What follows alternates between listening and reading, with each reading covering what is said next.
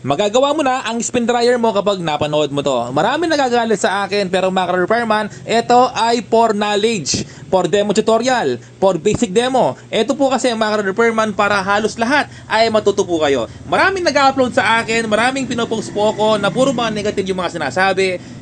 Mga repairman, no, hindi ko po kayo papatulan kung sino man yan kasi ako po talaga wala akong ginagawang masama. Ginagawa ko po ito 5 years na. Ginagawa ko ito mga repairman dahil gusto ko makatulong sa iba. Okay? So bali, ito po yung ating gagawin. Ito po ay yung tinatawag na door switch. Kapag sira po yung door switch, hindi po gagana yung motor. Kahit okay yung spin timer.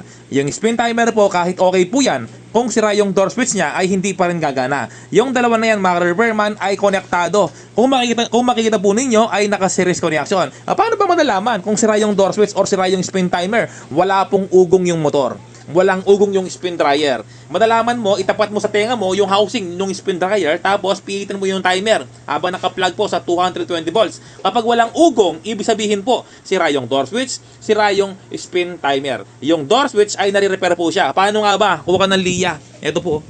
Kuha ka ng liya, may contact po kasi yan. Liyahin mo lang or hindi siya nakadikit. Ito po kasi, hindi po nakadikit talaga yan. No? Kapag tinaas mo yung cover ng spin dryer, hindi po talaga nakadikit yan.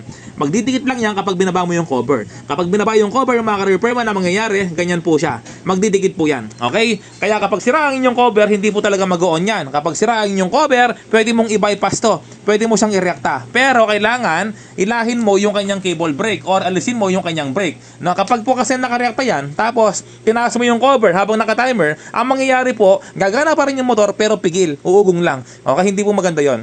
Ito mga repairman, yung kanyang kapastor. Paano mo nalaman na sira yung kapastor? Kadalasan po may ugong lang ayaw umikot. Kapag may ugong lang ayaw umikot, i-check mo to, yung kanyang cable brake. Yung cable brake kailangan po ay nakahila, kailangan po hindi puputol. Pero kadalasan po yung kanyang spring ay napuputol po yan yung tali. Nangangalawang. Paano nga bang gagawin kapag may ugong lang ayaw umikot? Yan plug mo. Okay, huwag niyo pong isaksak. Yan plug mo, alisin mo sa pagkasaksak, tapos ilahin mo ay yung kanyang motor, kailangan ikot mo siya, no? Meron po kasing bakal dito yan, no? Merong bakal doon. Ito, mga repairman, no? Para may idea kayo, no? Kasi gusto ko lahat, matutupo kayo. Ito po yan, no? Ayan, may mga spin motor po tayo, no? Aluminum 550, yung copper 750. Pinapaubos ko na lang po, hindi na po ako magbebenta. Okay? So, ito mga repairman, no? Ayan, nakalagay po dito yan, eh. Okay, ayan, no?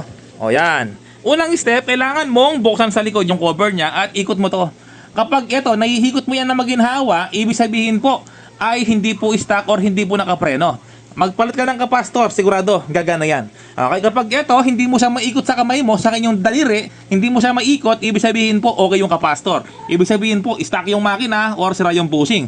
Kapag stuck yung makina, kailangan mong hanapin kung ano yung punot dulo, kung bakit stuck yung makina. No? Pwedeng sira yung kanyang cable brake, kaya ayaw umikot, or sira yung bushing, or sira yung rubber bellow. Yung rubber bellow, sa taas po yan, no? Pero bihirang-bihirang masira po yun. Okay? So, yun lang mga repairman yung dapat nyong malaman. Kapag walang power, walang ugong, sinabi ko na lahat sa inyo, door switch, spin timer, balikan nyo po yung video kung hindi po kayo gaanong nakakaintindi sa akin sinabi.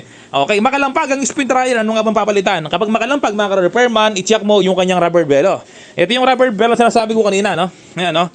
Kapag makalampag, i-check mo yung rubber bellow, i-check mo kung walang butas. Kung walang butas sa gilid, ito yung palitang mo. Yung tinatawag na shock absorber. 3 piraso na, 198 pesos. Ito naman, 128 pesos.